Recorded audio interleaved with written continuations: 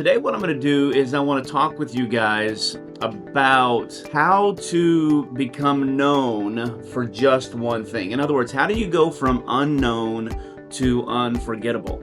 First, nobody becomes known just because people have seen your name before.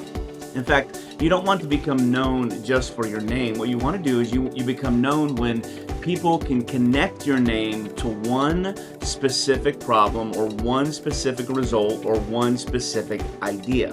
When you can become known for a specific problem you solve or result you get or an idea you bring to the table, when you can become known for that, then it's much easier for people to do what's called association.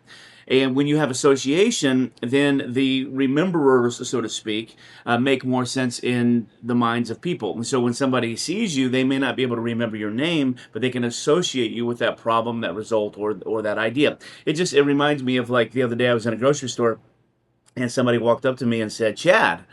And I looked at this person and I knew this person. I recognized this person. I could not think of this particular person's name. And then she told me her name and I still had a blank, like, oh my gosh, like, why should I know this person? And then this person brought up, I used to go to your church, blah, blah, blah. And then once I was able to associate the location or the proximity to where I knew her, then everything came back. Well, the same thing is true in the online coaching world, in the online business world, is you want to be able to not just be known for your name, but for the proximity of the result of the problem you solve or the idea that you bring to the table.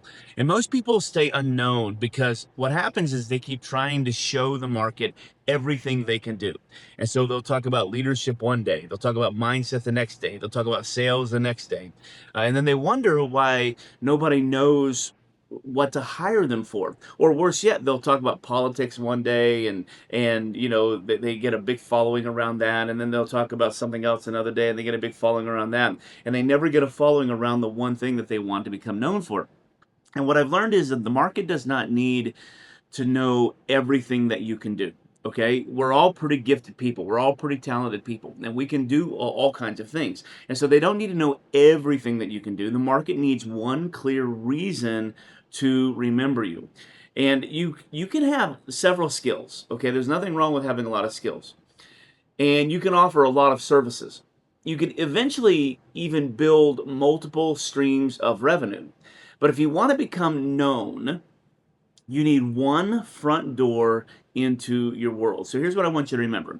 You can do many things, but you cannot become known for many things.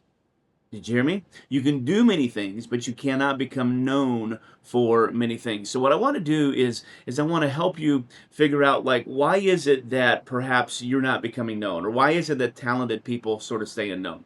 Well, there are thousands and thousands and thousands of talented coaches and consultants and speakers and creators and service providers who are better than the people getting all of the attention. The problem is never talent. It's that nobody knows what to remember them for. When somebody sees your name, or they hear your voice, or let's say they watch you speak on stage, or they visit your website, or they look at your content, what they're trying to do is they're trying to place you into a category. And here's the questions they're asking. They're asking, what's this person an expert in? What problem do they solve? What should I introduce them to? When would I need them? Why should I keep paying attention? If the answer to any of those questions is unclear, what happens is your audience just moves on. This is why being visible is not the same as being known. And so one of the mistakes I see so many people is they just try to go live every day, or they try to produce content every day or whatever, and they're trying to get visibility. And what I want to encourage you to remember is that visibility is not the same as being known. In fact, you can be known for something and have a little visibility and still make tons of impact and tons of income. You can become visible but not be known for something, and you can be broke as a joke. This is what a lot of influencers that I know, they have millions and millions and millions of followers, but they make no money. And so You can have millions of followers and still not be known for anything. You may post every day and still not be known for anything. You may attend every event, appear on every podcast, and shake every hand in the room. But if people can't explain what you do, your visibility is not becoming a reputation. Being seen creates awareness.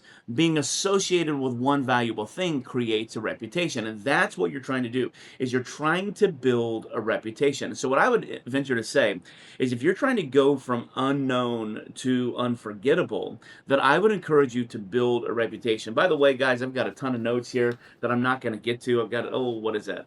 12, 14 pages of notes. I'm not going to get to any of these. But if you guys want to know how to become known for just one thing, just simply comment notes inside of the chat here, and I'll be sure to have my assistant get these to you as soon as we're done. Okay, but let's do a little reputation test. Okay, if you're going to try to become known for something, then you have to build a reputation around something. Okay, so visibility is not what we're looking for.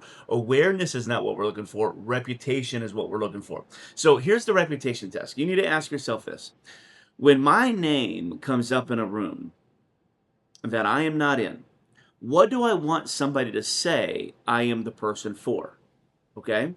Let me say that again. When your name comes up in a room that you're not in, what do you want someone to say that you are the person for? So, you don't want them to say, "Oh, he's a really good guy," or "Oh man, she's awesome." "Oh my gosh, I know her. She's so cool," right? You don't want to hear things like, "Oh yeah, she does a ton of things." Okay, you don't want to hear, "You should follow him. He posts some really good stuff."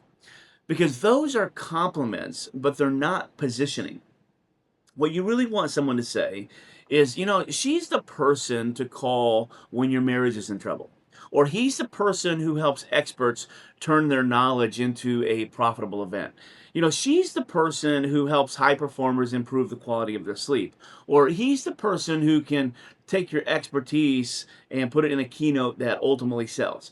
This is what it means to become known. Your name becomes connected to a specific need. Write that down. Your name becomes connected to a specific need.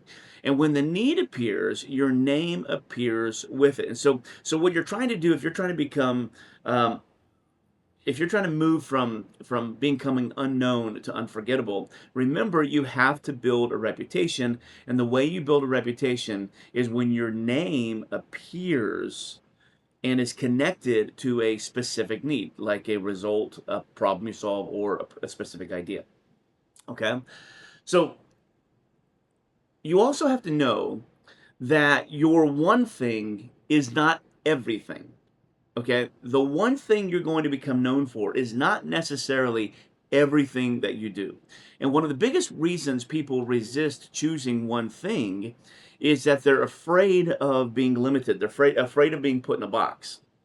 And what they think is, well, what about all the other things I know how to do? Or what if somebody needs something else? Or what if I get bored? Or what if I choose the wrong thing?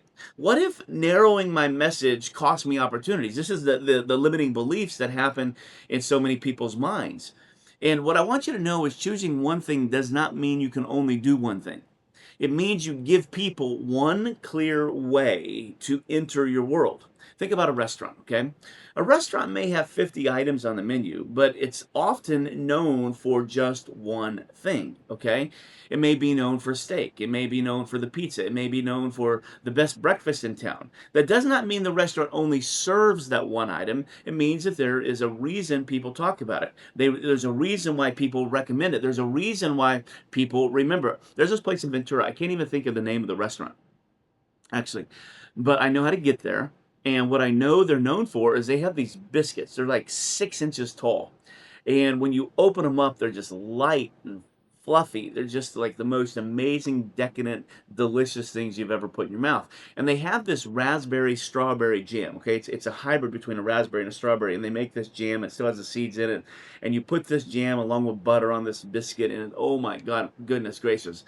Let me tell you, that's what they're known for. But that's not the only thing they sell.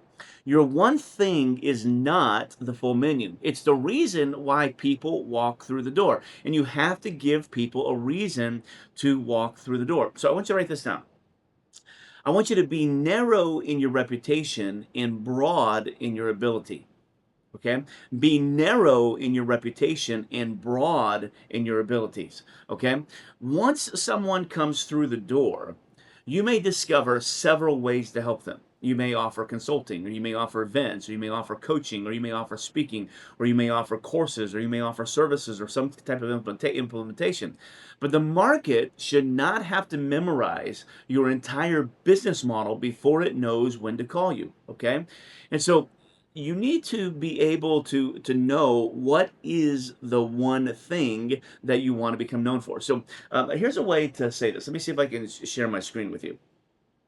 Okay, let me see if I can get this open here. So what I want you to do, and I don't know why my, there it goes. What I want you to do is I want you to um, take the one thing. Let me see if I can share this. Okay, I want you to take the one thing.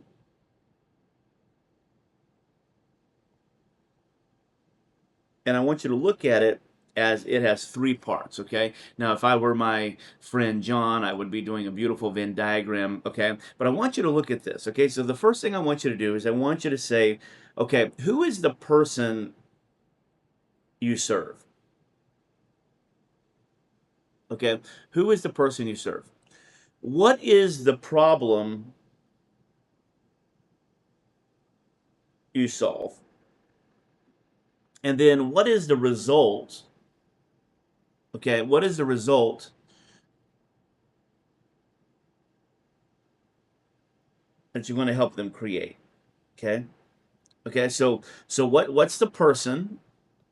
Okay, who's the person? What's the problem? What's the result? Okay, what I want you to do is I want you to see if you can narrow this strong one thing down to this. Okay, so for instance, I work with coaches, so that identifies the person. Okay, so that identifies the person, but it does not identify the problem or the result. Okay, so let's say that I work with coaches, and let's say I help them gain visibility or I help them grow. It's still too broad. Okay, um, people come to me when they have expertise but cannot turn it into an offer people buy. So now the market can recognize the moment when someone needs you. Okay. So another example is like I teach public speaking. That's a large category. I help speakers create better presentations. That's slightly clearer, but it's still broad. You could say people come to me when they have a message but do not know how to turn it into a keynote that leads to revenue. Okay, so that's the person, that's the problem, that's the result. You have to know these three things. Okay, so let me come back and see if I can help us do this. So for instance, I said that I work with coaches. That's my person. Okay. I help coaches grow. Okay. And then the result, people come to me when they have expertise but cannot turn it into an offer that people buy. That's mine. Okay. And so that's why, like right now, I'm on a tour doing my stupidly irresistible offers. Right. And what I'm doing with that is I'm helping people um, take their expertise and turn it into a stupidly irresistible offer. That's my one thing. Now, is that the only thing I do? No, it's not. That's not the only thing I do. But right now, that's the part of my business that I want people to be known for. Okay, as I want to be known for the guy who works with coaches who have a visibility issue and but they're really good at what they do, and I want to take that and I want to turn it into an offer that people can't say no to. Okay, and so there's four decisions that in order to do this, there are four decisions that you're ultimately going to have to make. Okay, there's four decisions that you're ultimately going to have to make if you're going to become known for just one thing. Okay, so here are the four decisions. The first one is decision one is you have to choose the problem. You have to choose the problem. Okay, the problem should relatively be easy to recognize. It should be important enough that people want to address it. It should be expensive enough that solving it creates real value. And it should also be specific enough that someone knows when it's happening. Okay. So personal growth is not a clear problem. Leadership is not a clear problem. Business success is not a clear problem. Those are broad categories. A stronger problem sounds something like this, okay? My team is growing, but I'm still making every decision. Or I have plenty of expertise, but I cannot explain my offer very clear. Or I'm getting leads, but very few of them are becoming customers. Or my marriage is not over, but we've stopped communicating. Or I'm speaking on stages, but the speeches are not leading to revenue, or they're not leading to more business. See, those are recognizable problems. Okay. So the question you're going to ask when you're making this decision, okay, when you're making the four decisions, okay, we're going to call this the four decisions. The question to ask here is, what is happening in someone's life or business immediately before they need me? Okay? And that question will often reveal your position more clearly than asking, what do I do? Okay? So let me say that again. So what's the question you're going to ask? Is, what is happening in someone's life or business immediately before they need me? Okay? What's going on? And when you can answer that, then it'll get clearer. It'll get clearer. Second thing is, you need to choose the result. Now, notice I'm putting these in singular terms, okay?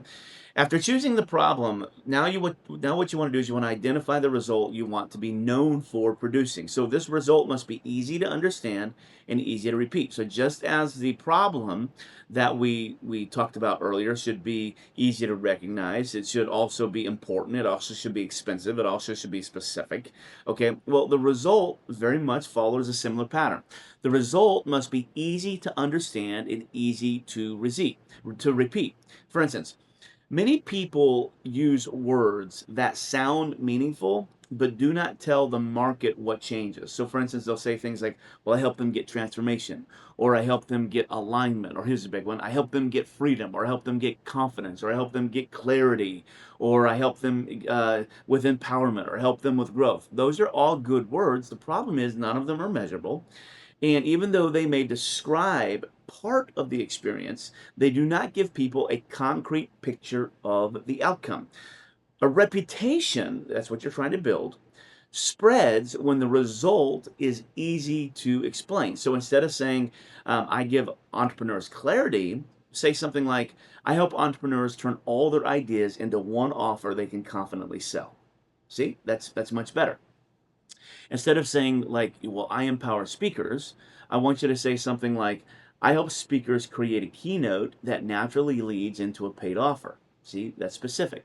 Instead of saying, I help business owners grow, say something like, I help service businesses turn 12 to 24 qualified prospects into a six-figure weekend. See, the second version in each of these examples gives the market something it can understand. It can remember it. It can repeat it. So here's what I want you to remember. Write this down.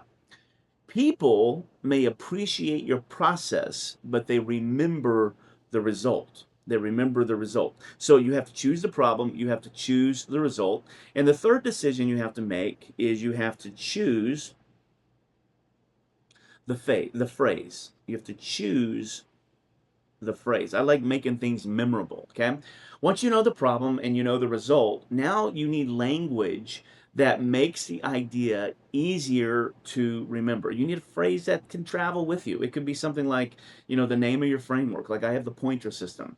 It could be the name of your offer. It could be a clear promise. It could be a strong point of view. It could be a phrase that describes the problem. It could be a phrase that describes the result.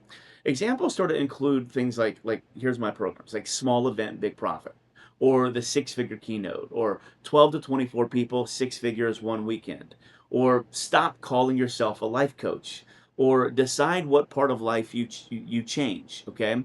Um, Another one I say is do not create more content, create a reputation. Okay, a strong phrase becomes a verbal handle, and that's what you're trying to do. People remember handles.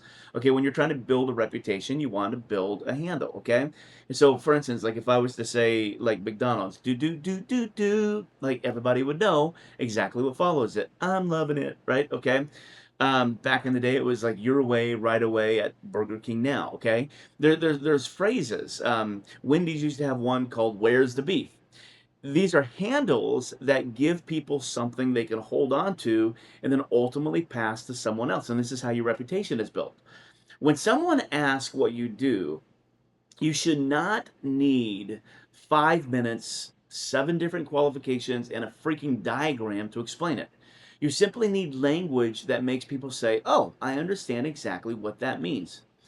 The phrase does not need to explain every detail. This is where some of you guys get in trouble. When we create payoff statements or we create personal value propositions for a lot of coaches, they will take 35 seconds to a minute to give their statement. And I'm like, no, 8 seconds or less. That's what you're looking for. It needs to create enough clarity and curiosity for the conversation to continue. And if your phrase tells everything, it ultimately tells nothing. So I want you to create a phrase that makes sense, okay? The fourth thing is I want you to choose to repeat it. I want you to choose to repeat it, okay? This is a decision that a lot of coaches that I work with sort of fail to make. So they'll choose a message, and they'll use it for a couple of weeks, and then they get broad and they move on.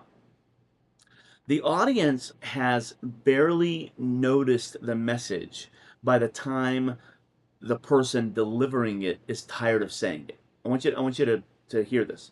The audience has barely noticed the message by time you are delivering it, or by the time the person delivering it, excuse me, is tired of saying it. It reminds me back in the day when I was a worship pastor, and we would choose songs for the worship experience.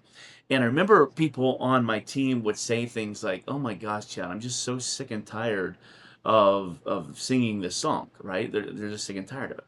And I'm like, I understand that. But the reason why you're sick and tired of it is because, we may have done it 3 out of 4 Sundays. You've rehearsed it every week, multiple times per week. Plus, you've done it in multiple 2, 3, 4, 5 different services on the weekend. And so this is very familiar to you because you're the one delivering it. But the person in the audience, they probably only come 1 out of 3 Sundays. They probably came late the one Sunday you sang the song. And so what's familiar to you is unique to someone else. And so a lot of times when I'm working with coaches on their messaging, most of the time they give up their specific messaging and they go super broad before the audience has actually caught on.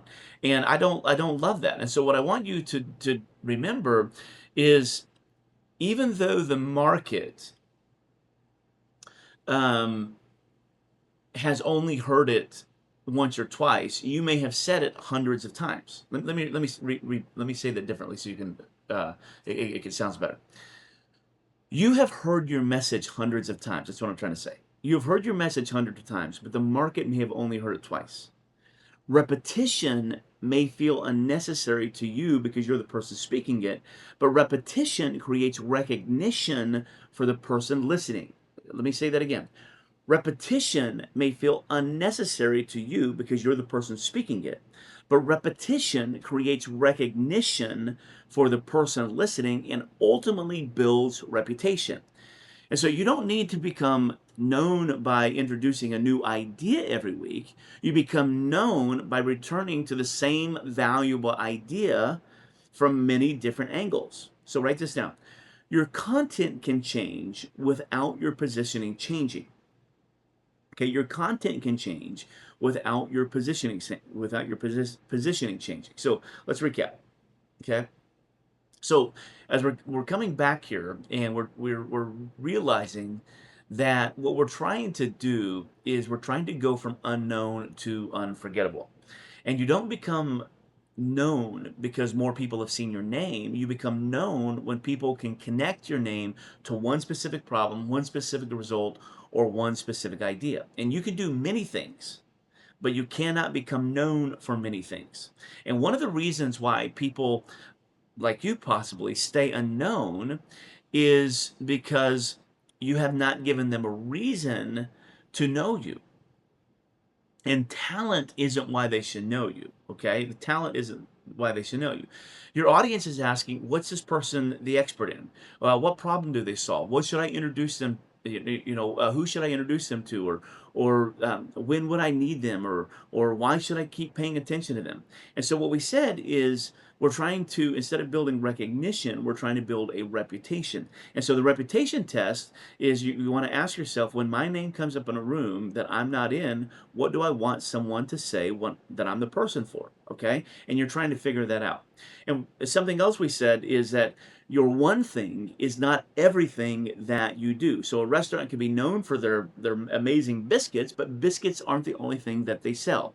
And so we said that a strong one thing has three parts. It's the person you serve, the problem you solve, and the result you help create.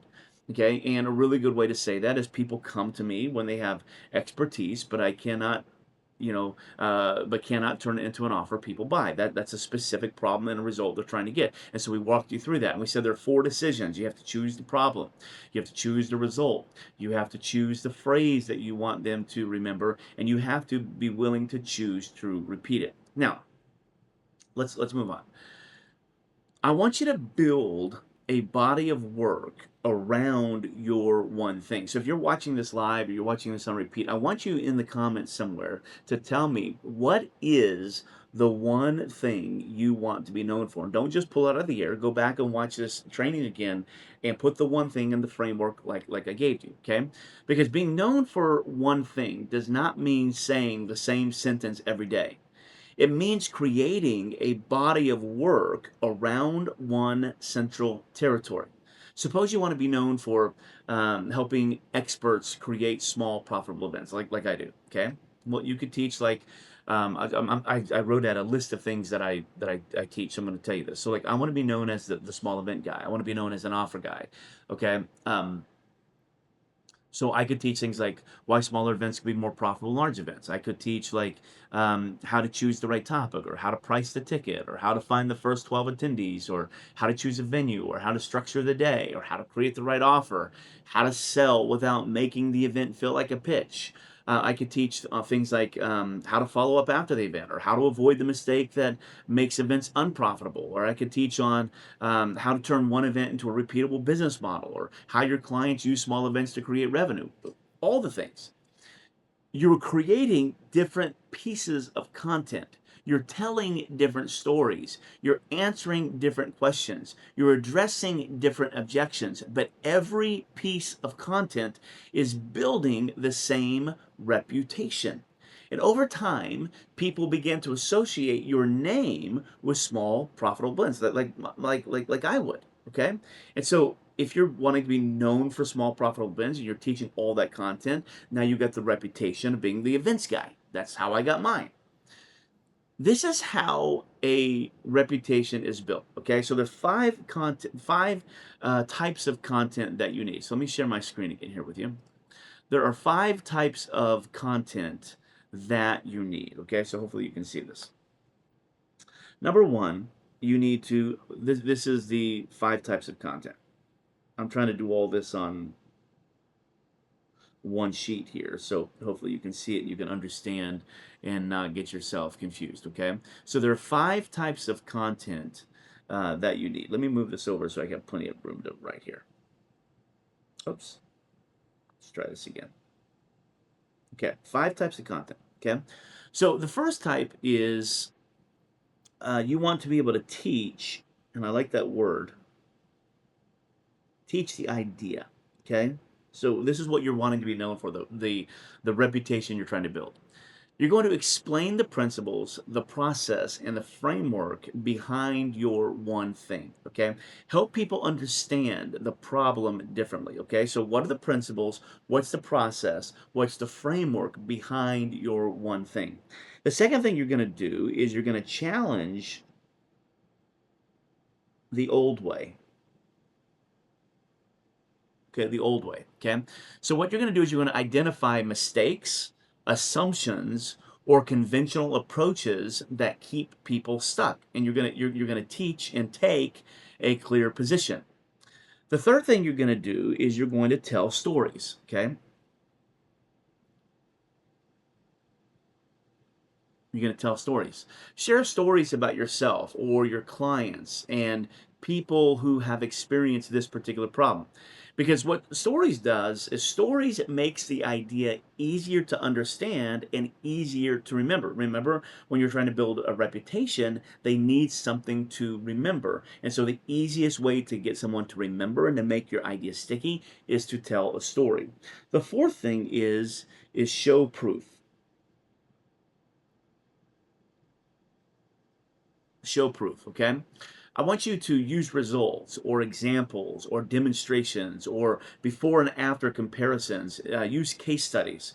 Proof moves your message from interesting to credible because there's nothing wrong with building a reputation around something that works. Okay, there's nothing wrong with that. Okay, what's wrong is when you build a reputation that's confusing people and they're not 100% sure it works. Okay, and the fifth one is I want you to make the invitation.